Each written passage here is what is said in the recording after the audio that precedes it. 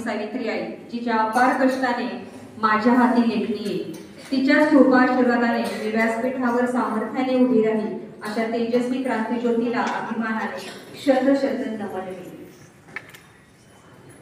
मान्यवरांच्या हस्ते पहिल्या आद्य शिक्षिका सावित्री आई आणि ज्योतिबा फुले यांचं प्रतिमापूजन होत आहे.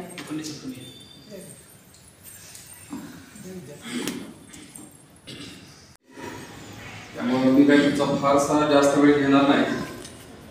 व्यासपीठावरील सर्वच मान्यवर मंडळी, त्याचबरोबर या BTS परीक्षेच्या निमित्तानं जे विद्यार्थी असतील, विद्यार्थिनी असतील, त्यांना जे यश मिळालेलं आहे आणि यशाचा आनंद काय असतोय, तो आनंद विद्यार्थ्यांच्या चेहऱ्यावरती दिसत असतोय, तो पाहता येतोय, ते शब्दामध्ये व्यक्त करता येत नाही. एखाद्या परीक्षेमध्ये आपल्याला अपयश आलं पण खचून न जाता त्या अपयशावरती कशी मात करायची हे आपण शिकलं पाहिजे. एक शिक्षक 10वीला इंग्रजीमध्ये नापास झाला. अवघड विषय, इंग्रजी विषय म्हणजे वाघिणीचं दूध असं समजलं जायचं. इंग्रजीमध्ये तो नापास झाला. परत त्याला कलाशाखेकडे गेल्यानंतर BA ला इंग्रजी हा विषय ठेवला, MA ला इंग्रजी हा विषय ठेवला, त्याच्यामध्ये तो उत्तीर्ण झाला आणि कॉलेजवरती लागण्यासाठी जी शैक्षणिक पात्रता लागते, सेट परीक्षा, तीही तो इंग्रजी विषयामध्ये पास झाला. म्हणजे एखादा विषय अवघड आहे, त्याच्यामध्ये आपल्याला अपयश आलेलं आहे, मग अपयशानं खचून न जाता त्या अपयशावरती मात कशी करायची, अशी काही माणसं आपल्या देशामध्ये आहेत, राज्यामध्ये आहेत. आज परीक्षा जरी तुमची असली तरी सुद्धा या विद्यार्थ्यांच्या बरोबर या पालकांची सुद्धा परीक्षा असते. आपले जळगावचे कवी प्रशांत असणारे म्हणतात, आई वडिलांच्या बाबतीमध्ये मुलगा आईला म्हणाला दिव्याची वाज जरा मोठी कर. मुलगा आईला म्हणाला दिव्याची वाज जरा मोठी कर, मला वाचता येत नाही. वडील आईला म्हणाले दिव्याची वाज जरा लहान कर, मला झोप येत नाही. वडील आईला म्हणाले दिव्याची वाज जरा लहान कर, मला झोप येत नाही. आई मात्र बिचारी दिव्याची वात रात्रभर लहान मोठी करत राहिली. आई मात्र बिचारी दिव्याची वात रात्रभर लहान मोठी करत राहिली आणि दोघांच्याही आयुष्यात वातीसारखी जळत राहिली. आज ही BTS ची परीक्षा असेल, 4थी 7वी प्रज्ञाशोध परीक्षा असेल, सांगली जिल्ह्यामध्ये डॉक्टर पतंगराव कदम यांच्या नावाने शिष्यवृत्ती परीक्षा असते, 5वी 8वीला शिष्यवृत्ती परीक्षा आहे, त्याचबरोबर 8वीला LMS परीक्षा आहे. अशा अनेक परीक्षांना आपल्याला सामोरं जायचं आहे.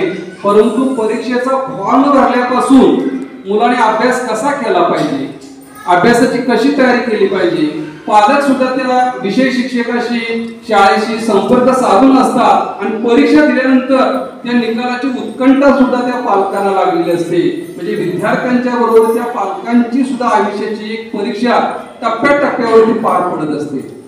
मुलांच्या आयुष्यामध्ये आई वडिलांचं स्थान खूप महत्वाचं आहे. बाळांनो, आपले कवी रमजान मोल्ला नागठाणे या गावचे वाळवे तालुक्यातील, ते तर म्हणतात आईविषयी बापाविषयी बघा, फुलामंदी फुलबाई फुल गजाईचा, फुलामंदी फुलबाई फुल गजाईचा, फुल गजाईचं कसं प्रेम ग आईचं, फुल गजाईचं कसं प्रेम ग आईचं.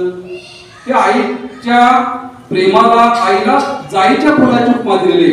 बापाविषयी फुलामंदी फुलबाई फुल ग चाफ्याचं, आणि फुलामंदी फुलबाई फुल ग चाफ्याचं, आणि फुल ग चाफ्याचं कसं प्रेम ग बापाचं, फुल ग चाफ्याचं कसं प्रेम ग बापाचं.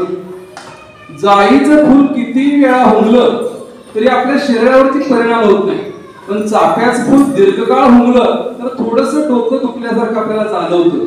कारण आईच्या ठिकाणी असणारी माया, जिव्हाळा, प्रेम, आपुलकी, स्नेह, गोडी ही असते आणि बापाच्या ठिकाणी असणारा जो धाक आहे तो धाक या ठिकाणी नजरेमध्ये असेल, शब्दांमध्ये असेल, हा आपल्याला जाणवत असतो. बाळांनो, बऱ्याच वेळा तुम्ही या टॅलेंटच्या निमित्तानं, बीटीएस परीक्षेच्या निमित्तानं, वेगवेगळ्या परीक्षेच्या निमित्तानं वाचन करताय, पण वाचकपती तुम्ही झाला पाहिजे सर. तुम्ही वाचकपती झाला पाहिजे सर. आपण टीव्ही वरती बघा कौन बनेगा करोडपती ही मालिका पाहतोय.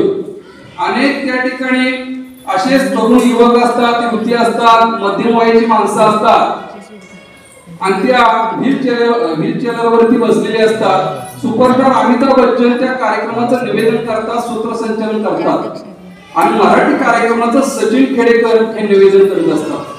बाळांनो, त्या ठिकाणी जाण्यासाठी आपल्याला नॉलेज पाहिजे, सामान्य ज्ञान चांगल्या प्रकारे पाहिजे. म्हणजे जर सामान्य ज्ञान मिळवायचं असेल तर ही शालेय जीवनामध्ये जी तुमची स्पर्धा परीक्षेची तयारी सुरू आहे, त्या स्पर्धा परीक्षेच्या माध्यमातूनच तुम्हाला तुमच्या आयुष्यामध्ये तो क्षण मिळू शकतो.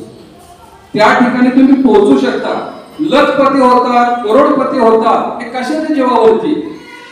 आपल्याला पाहिजे म्हणून त्या ठिकाणी संधी मिळत नाही, तर नॉलेजच्या जीवावरती, सामान्य ज्ञानाच्या जीवावरतीच आपण त्या ठिकाणी पोहोचू शकतो. त्यामुळं आपल्याला जरी टीव्हीचं वेळ असलं तरी वाचनाचाही वेळ पाहिजे. आपण ग्रंथालयाचा सभासद सुद्धा असायला हवं. कारण बऱ्याच वेळा आपण बघतोय मोबाईलच्या माध्यमातून वाचन करतोय, युट्यूबच्या माध्यमातून बातम्या पाहतोय, व्हिडिओ पाहतोय, पण बऱ्याच वेळा बातम्या त्या खोट्या सुद्धा असतात. एखाद्या व्यक्तीचं मरण झालं नसलं तरी सुद्धा मरण झाल्याची बातमी आपण पाहतोय. म्हणजे त्याच्यामध्ये वास्तवता असत नाही.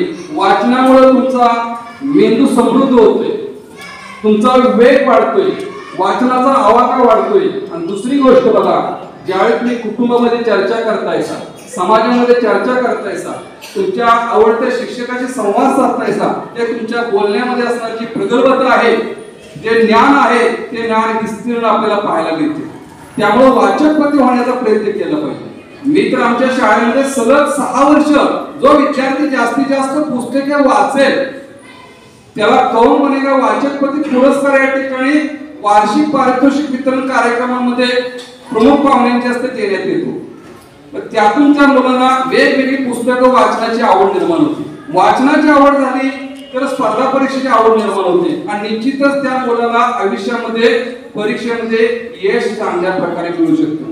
त्यामुळं पुस्तकाशी मैत्री आपण करायला शिकली पाहिजे.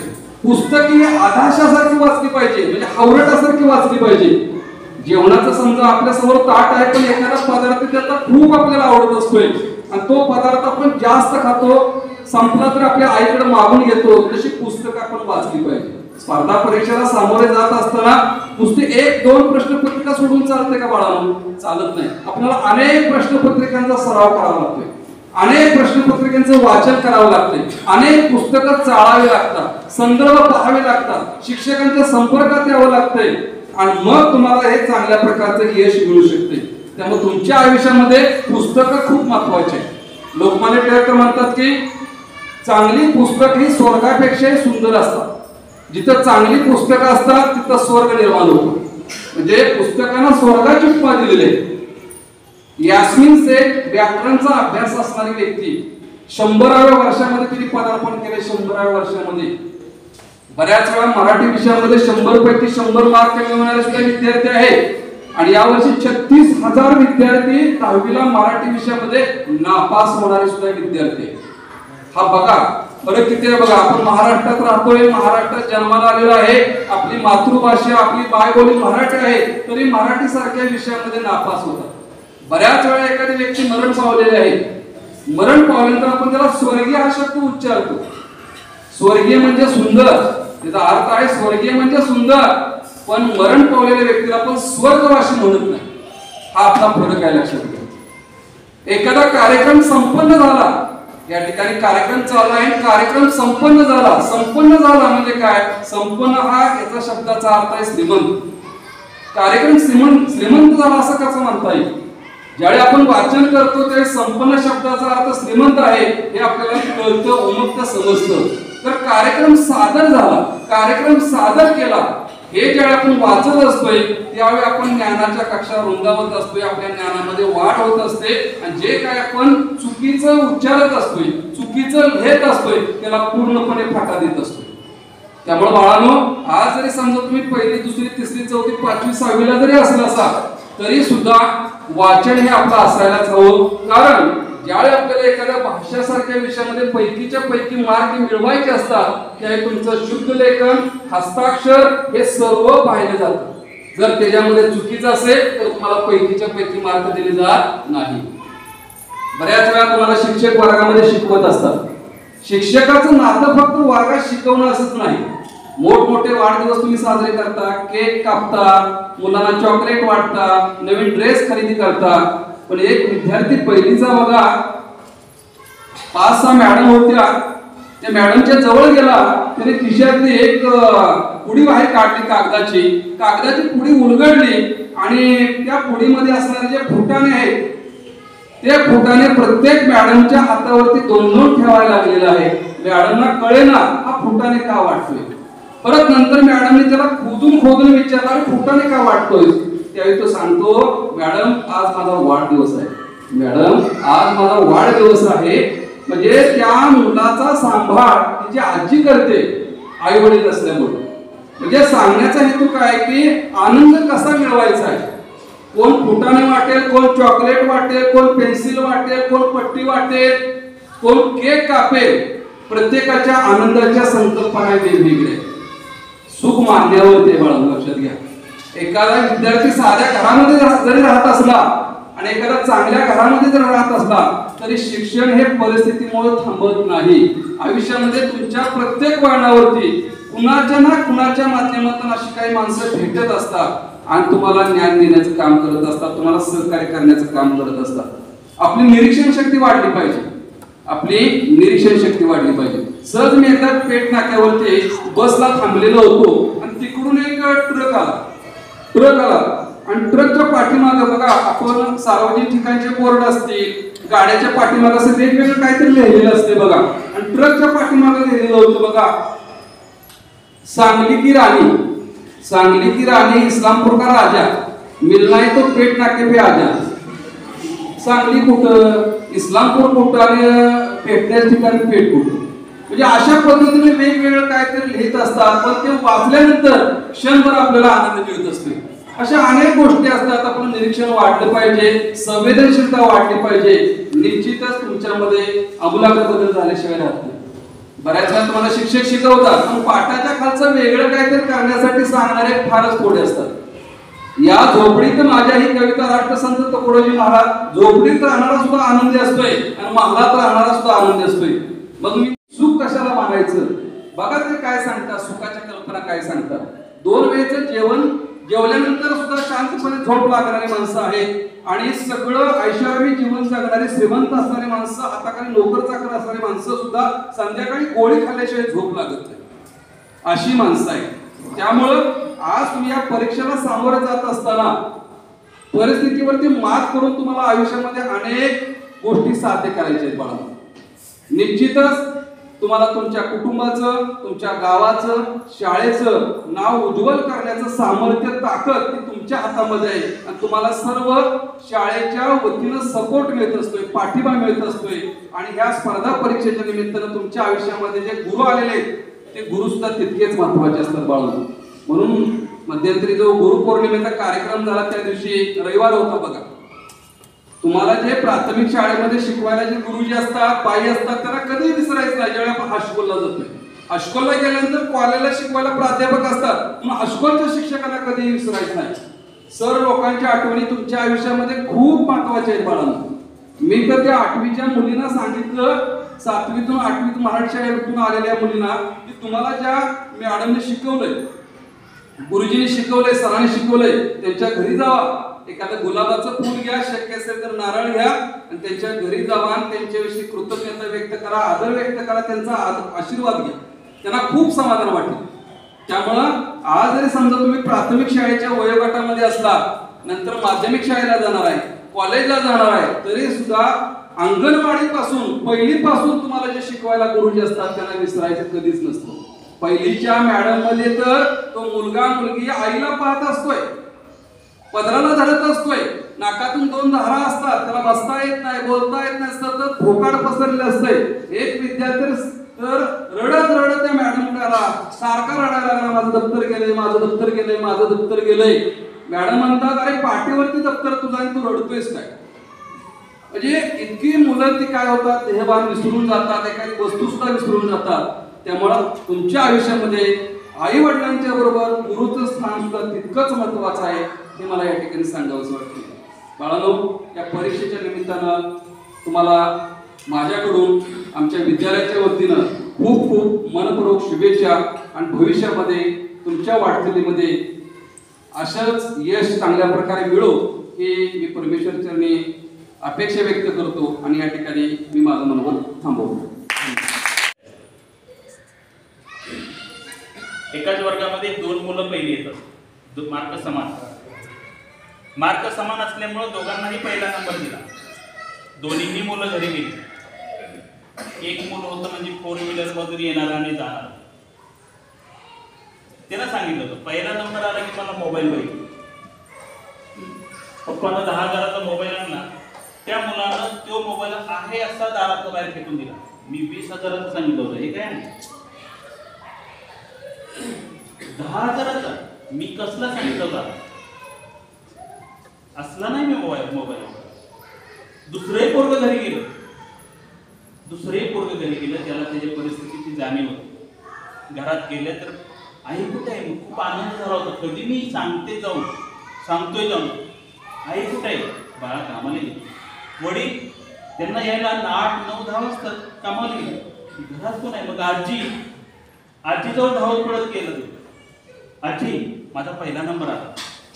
आजीला एवढं कौतुक वाटलं, चेहऱ्यावर हात फिरवला, गोड पापा घेतला, बटव्यात हात घातला आणि 5 रुपये काढला आणि त्या हातात खायला. 5 रुपये हातात बघून त्या बाळाला इतका आनंद झाला. स्वर्गीय सुख. बक्षीस काय असतं, बक्षीस म्हणजे काय की मुलांचं कौतुक करणं खूप गरजेचं असतं. आजकाल स्पर्धा परीक्षा खूप झाल्यात. आम्ही प्रत्येक परीक्षेला बसतो. प्रत्येक पालकाची इच्छा काय असते, माझं मूल पहिल्या नंबरला असते, माझ्या मुलाला स्कॉलरशिप मिळाली पाहिजे, माझ्या मुलाला शिष्यवृत्ती मिळालीच पाहिजे. कसं होऊ शकते? पालक म्हणून आपण थोडासा विचार करायचा. ह्या जगामध्ये धावपळीच्या युगामध्ये, नवीन युगामध्ये माझं मूल प्रत्येक स्पर्धेला, प्रत्येक परीक्षेला तोंड द्यायला तयार झालं पाहिजे. दबकलं नाही पाहिजे, घाबरलं नाही पाहिजे. त्यात जर अपयश आलं तरीही त्यानं निराश झालं नाही पाहिजे. यासाठी त्या मुलाला समर्थ बनवणं, ताकदवान बनवणं, मुलाची मानसिकता त्या ताकदीची बनवणं, यासाठी मुलांना स्पर्धा परीक्षेला बसवणं गरजेचं आहे. त्यामुळे मी पालकांना विनंती करेन की त्याच्याकडनं शिष्यवृत्ती मिळाली पाहिजे, जिल्ह्यात आला पाहिजे, राज्यात आला पाहिजे, नका अपेक्षा नाही. त्या निमित्तानं ते मूल स्पर्धा परीक्षेच्या निमित्तानं त्याचं शाळेतील अभ्यासाव्यतिरिक्त आणखी जास्त अभ्यास करत असतं. जास्त अभ्यास केल्यामुळं हे मूल प्रत्येक स्पर्धा परीक्षेचा अभ्यास करत असल्यामुळे पुन्हा पुढं क्लास 1, क्लास 2 च्या MPSC, UPSC परीक्षा होत असतात. त्या परीक्षेला तोंड द्यायला तयार होतं. अचानक कोणती गोष्ट करू शकत नाही. म्हणून सर्व पालकांना आवाहन करेन की या मुलांना स्पर्धा परीक्षेला बसू द्या. हे आता BTS ची स्पर्धा परीक्षा, यामध्ये बक्षीस काय, ट्रॉफी दिली जाईल, बुके दिला जाईल, तुमचा सत्कार केला जाईल. सगळ्यात वैशिष्ट्य म्हणजे इस्रोची सहल. मी ऐकल्या कौतुक केले की प्रत्येक पालकांना आपल्या मुलाला या परीक्षेला बसवलं आणि खरोखर त्या मुलानं कष्ट केलं, यश मिळवलं तर या सहलीमध्ये जाण्याची संधी त्याला मिळेल. या जाण्याची संधी एकदा दार फुटवते म्हटलं जातं बरं का. संधी एकदा दार फुटवते. पण आजकाल असं म्हटलं जातं रोकडे सर की संधी दार नाही फुटवत, आपण दार तोडून आज गेलं पाहिजे त्या संधीच्या जवळ. संधीची वाट बघत बसू नका. संधी येईल मग मी ती संधी घेत नाही. आता त्या मुलानं त्या पद्धतीने आपण तिथवर पोहोचण्याची तयारी आपण ठेवणं अत्यंत गरजेचं आहे. आणि या दृष्टीची मुलांची मानसिकता आपण करणं गरजेचं आहे. पालक म्हणून मी विनंती करेन, मी मुलांपेक्षा पालकांशी जास्त बोलेन की पालक म्हणून आपण काय करतोय, मी कमवतोय, मला जे नाही मिळालं ना ते आपण मुलांना देण्याचा प्रयत्न करतो. मला जे मिळालं, मला फुल पॅन्ट नाही मिळालं, मग बालवाडीत जायच्या अगोदर पासून त्याला फुल पॅन्ट मी घेतो. जे मला नाही मिळालं ते तुला बाळा, यामुळे मुलांचं कौतुक एवढं केलं जातं की मूल खरोखर तुम्ही सांगतो एक निष्क्रिय करता मुलाला जर जाणीव असेल. आमदार बाळासाहेब पाटील यांचा उद्या वाढदिवस आहे. एका भाषणामध्ये त्यांनी उदाहरण दिलं होतं. म्हटले मी इतका फिरतोय या सातारा जिल्ह्याचं उदाहरण फक्त सांगतो. म्हटले कराड तालुका बागायतदार, ऊसाला भरपूर ऊस, पाणी सगळीकडे पाणी, आणि त्यामुळं आमची मुलं किती शिकतात शिकायचं असलं की 10वी 12वी कंटाळाला बास कर, कॉलेजला जातोय बुलेट घेऊन देतो, अशी आमची मुलं कॉलेजला जातात. पण क्लास 1 क्लास 2 ला मुलं लागतात कुठली? मान तालुक्यात. दुष्काळी तालुका आहे होतो. दुष्काळी तालुक्यातली मुलं क्लास 1 क्लास 2 होतात. ही मुलं काय वेळी टिकतात? कारण या मुलांना परिस्थितीची जाणीव. खरोखर तुम्हाला जे परिस्थितीचे चटके पालकांनी सोसलेले, खरोखर सोसलेले. संध्याकाळी घरी गेलो तर म्हणजे जेवायला भाकरी असेल का नाही आम्हाला माहित नसेल. दुपारी जेवायला बसल्यानंतर डब्यामध्ये सगळ्यांच्या भाजी चपाती वगैरे छान छान पदार्थ, मला डबा उघडायला लाज वाटेल अशी आपली परिस्थितीतून प्रत्येक जण आलेला असताना माझ्याही मुलाला त्या परिस्थितीची जाणीव व्हावी. त्याला जे अपेक्षित आहे त्याच्यापेक्षा कमी द्या, पण त्याला त्याची जाणीव करून द्या. या जर असं मूल तुम्ही घडवलं, असं अगोदर मी पालक घडणं गरजेचं आहे. आणि मी जर असा कठोर पालक, जाणीव असणारा पालक जर मी घडलो तर माझं मूल उद्याच्या जगाला तोंड देण्यासाठी तयार असणार आहे. म्हणून सांगतो की या स्पर्धा परीक्षामध्ये आम्ही उतरलो पाहिजे. यामध्ये जे धुरा सांभाळणार आहेत लोखंडे सर, तंत्रस्नेही शिक्षक, जिल्हास्तरीय आदर्श शिक्षक पुरस्कार प्राप्त शिक्षक, नवनवीन उपक्रम राबवणारे शिक्षक, जवळजवळ कराड तालुक्यामध्ये नाही सातारा जिल्ह्यामध्ये त्यांचे उपक्रम, त्यांची शाळा पाहण्यासाठी आम्ही शिक्षक जातो. असे तंत्रस्नेही आदर्श शिक्षक महाराष्ट्र राज्यातील एकत्रित येऊन त्यांनी ही परीक्षा सुरू केली. आणि त्यांनी ही जी परीक्षा सुरू केली म्हणजे ही किती आदर्श असते की महाराष्ट्र राज्यातील लोखंडे सरांसारखी आदर्श शिक्षक एकत्रित येऊन त्यांनी विचार करून, त्यांनी असे संमेलन घेऊन त्यामध्ये निर्णय घेतला. त्या पद्धतीने त्यांनी महाराष्ट्र राज्यामध्ये ही परीक्षा सुरू केली. बक्षीस काही ठेवले इस्रोची संस्था. किती कौतुकास्पद. याची जाणीव आपण ठेवूया. आणि माझ्या मुलाला काय मिळतं याच्यापेक्षा माझं मूल उद्याच्या जगाला तोंड द्यायला कसं मूल आहे. आपल्या कराड तालुक्यात म्हणजे अभिमान आहे आपल्या कराड तालुक्यातून या सहलीसाठी निवड झालेले 2 मुलं आहेत. या खरोखर या मुलांसाठी, या तिन्ही मुलांसाठी जोरात आपण टाळ्या वाजवून त्यांचं. आणि अशाच पद्धतीने मी सर्वांना पुन्हा एकदा विनंती करेन की या स्पर्धा परीक्षा ज्या असतात या स्पर्धा परीक्षांना आपल्या मुलांना उतरू द्या.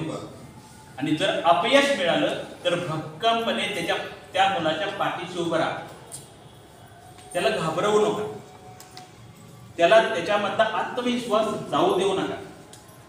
त्याच्यातला आत्मविश्वास व्यवस्थित जागवण्याचं काम हे पालकांबरोबर आम्ही शिक्षक करत असतो. फक्त या पालकांची आम्हाला साथ पाहिजे. पालकांना मुलांवर दडपण आणू नका. त्याच्यामध्ये तो आत्मविश्वास निर्माण करा. यावर्षी कमी यश मिळेल, पुढच्या वर्षी आणखी आत्मविश्वासाने तो त्या परीक्षेला सामोरं जाईल आणि आणखी उज्ज्वल यश मिळेल याचा फक्त प्रत्येक पालकांना विश्वास ठेवा. आणि खरोखर आपल्या रोकडे सरांनी जे सांगितलं की पुस्तकाचं वाचन, मोबाईलपेक्षा पुस्तकाचं वाचन आपण वाढवलं पाहिजे. सहज एखादा स्टेटस मी वाचला की पुस्तकानं आत्महत्या केली, पुस्तकानं ग्रंथालयामध्ये आत्महत्या केली, कारण होतं मोबाईल. पुस्तकानं ग्रंथालयामध्ये आत्महत्या केली, कारण होतं मोबाईल. हे वाचायला एकदम छान, अरे वा छान आहे असं म्हणून आपण सोडून देऊ शकतो. पण खरोखर शांतपणे जर विचार केला तर खरं आहे. शांतपणे विचार केला तर हे खरं आहे, सत्य आहे. मी ज्यावेळी मराठी शाळेत होतो त्यावेळी मी माझ्या वडिलांना सांगायचो मला गोष्टीचं पुस्तक पाहिजे. 1 रुपयाला मिळायचं आणि ते गोष्टी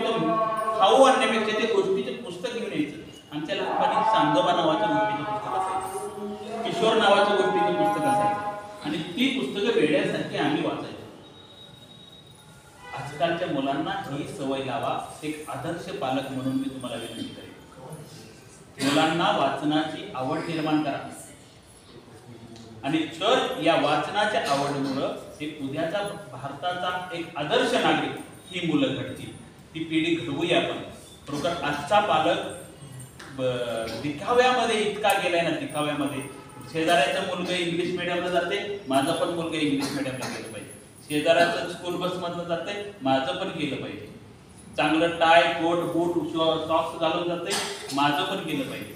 मग त्याची फी किती आहे? 1 लाख कर्ज काढून भरते. पण ते मूल 4थी 5वी 6वी 7वीला गेलं तरी त्याला इंग्रजी वाचायला येत नाही. आणि मग पालकाच्या नंतर लक्षात येतं की आपलं मूल त्या सगळ्या प्रवाहातून बाहेर पडतंय. खरोखर तुम्हाला विनंती करेन, कोणत्याही इमारतीचा पाया भक्कम असावा लागतो. कोणत्याही इमारतीचा पाया भक्कम असावा लागतो. नुसत्या वरच्या भिंती प्लॅस्टर रंगरंगोटी करून उपयोगाचा नाही. हा पाया आहे. अंगणवाडी, बालवाडी, ज्युनियर केजी, सिनियर केजी हा पाया आहे. 1ली ते 7वी हा पाया आहे. खरोखर कष्ट घ्यायचं असेल तर या बेसवर घ्या. पुन्हा 10वी 12वी डिग्री, पुढचं MPSC स्पर्धा परीक्षा तुम्हाला बघायची गरज नाही लागणार या मुलांच्याकडे. त्यांचा पाया भक्कम करा. खरोखर ही इमारत, ही मुलं खरोखर अतिशय आत्मविश्वासानं कसल्याही संकटाला तोंड देतील. खरोखर तुम्ही आजच्या या कार्यक्रमाच्या निमित्तानं मुलांना घेऊन तुम्ही पण या.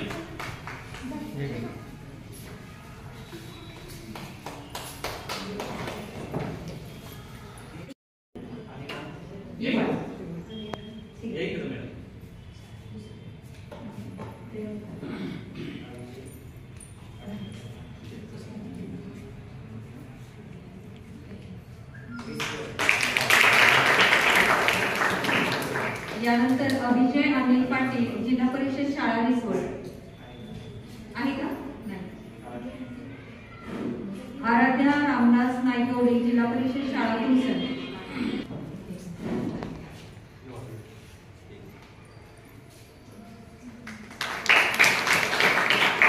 यानंतर वेदिका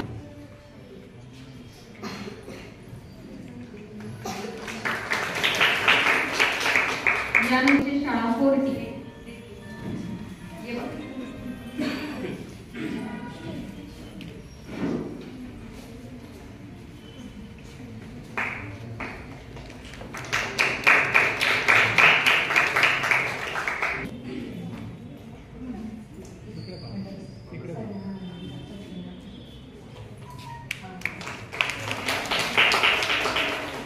यानंतर राजवर्धन सचिन देसाई,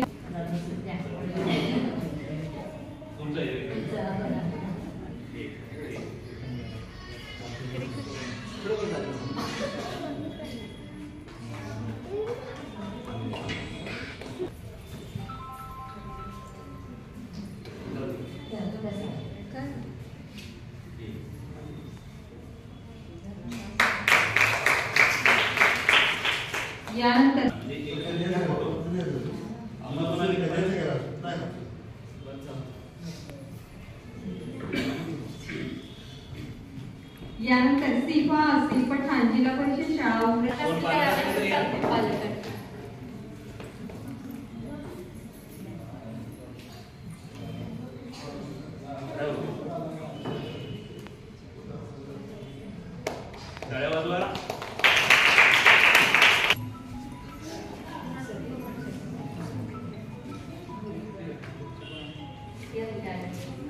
पालक कोण असले तरी या.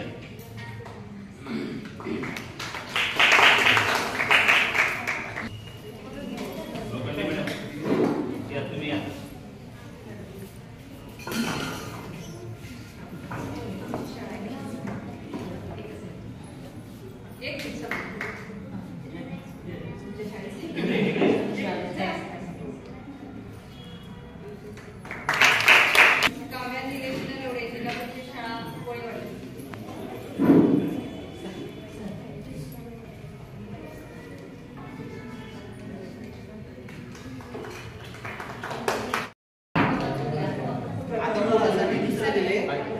नाव किती तुम्ही घेता? वरदराज संतोष निंगवडे.